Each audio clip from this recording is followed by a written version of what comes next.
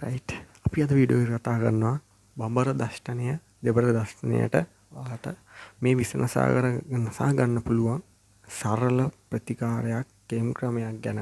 ඉතින් මම කලින් වීඩියෝ එකක් කරලා ඇති පත් ඇවිසට ඒකෙදි මම පොඩි මන්තරයක් කිව්වා ඔයාලට කරගන්න පුළුවන්. ඒක ගිහිල්ලා බලන්න. ඒකෙදි බලගත්ු මන්තරයක්. ඉතින් ඒක පාවිච්චි කරලා පුළුවන් ඔයාලට මේ විස අද කතා ගන්න අපි දෙබර බඹර දෂ්ට විෂටත් ඒ දේ අදාළ වෙනවා. ඉතින් වීඩියෝ එක ගිහිල්ලා බලන්න මන්තරේ මොකක්ද කියලා ඔයාලට වැදගත් වෙයි. ඉතින් එහා සමානම දෙයක් තමයි අද කරන්නේ. දෙබර බඹර දෂ්ටනයට විසනසාගන්නේ කොහොමද කියන එක ගැන තමයි අපි අද කතා කරන්නේ. ඉතින් බලමු.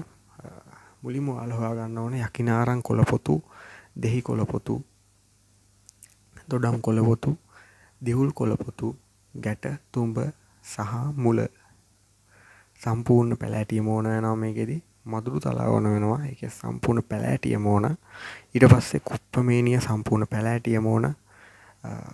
පුපුල කියලා ශාකයක් තියෙනවා. ඒකේ සම්පූර්ණ පැලෑටියම ඕන.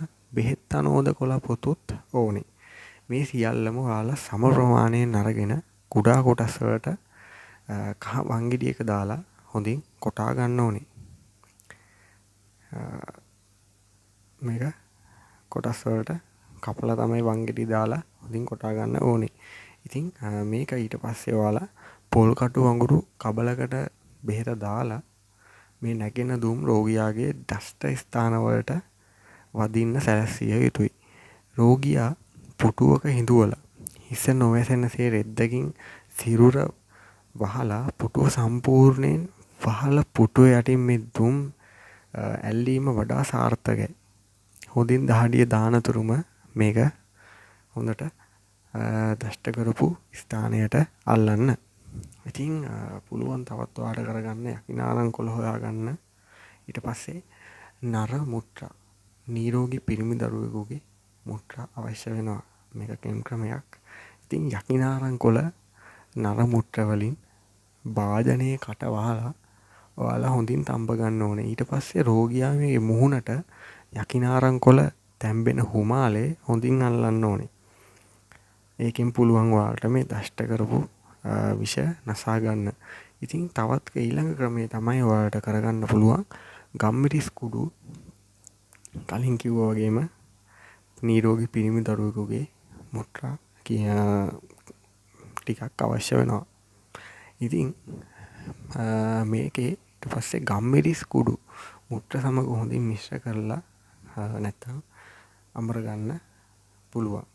ඊට පස්සේ මේක මේ අඹරගත්ත ඖෂධය සාදාගත් මේ ඖෂධය ඊට පස්සේ බෙහෙත දෂ්ට කළ ස්ථානයේ ආලේප කරගන්න.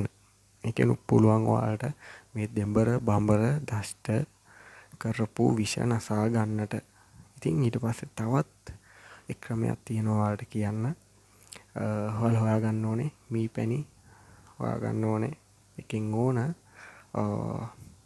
තේ හැඳි 2ක් ඕන. ඊට පස්සේ සීනි ඕන ග්‍රෑම් 5ක්. ඊට පස්සේ මේ ද්‍රව්‍ය ටික හොඳින් අඹරලා ඔයාලා මේක ගන්න ඕනේ. ඊට පස්සේ ඔයාලා දෙබරෙකු හෝ බඹරෙකු දෂ්ට කරපු ස්ථානයේ මේ ද්‍රව්‍ය ටික හොඳින් අඹරගත්තු ආලේප කරන්න.